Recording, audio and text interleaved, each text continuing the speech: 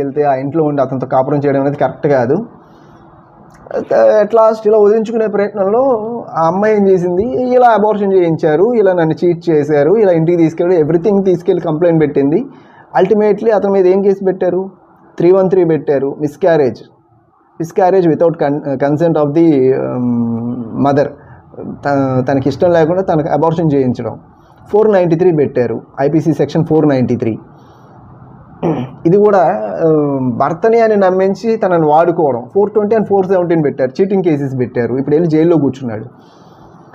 So these are the incidents happening. ఎవరు అబ్బాయి మంచివాళ్ళు అమ్మాయి మంచివాళ్ళు అని నేను చెప్పలేము. డిపెండింగ్ ఆన్ ది ఒక్కొక్క ఇన్సిడెంట్లో ఒక్కొక్కరు సఫర్ అవుతూ ఉంటారు, ఒక్కొక్కరు ఇన్సిడెంట్లో ఒక్కొక్కరు విక్టిమ్ ఉంటారు, ఒక్కొక్క ఇన్సిడెంట్లో ఒక్కొక్కరు బాధితులు ఉంటారు. జెండర్ బేస్ చేసుకుని ఏం మాట్లాడట్లేదు. Everything is gender neutral. Being an advocate, being a social engineer, we have to be very. వెళ్తే ఆ ఇంట్లో ఉండే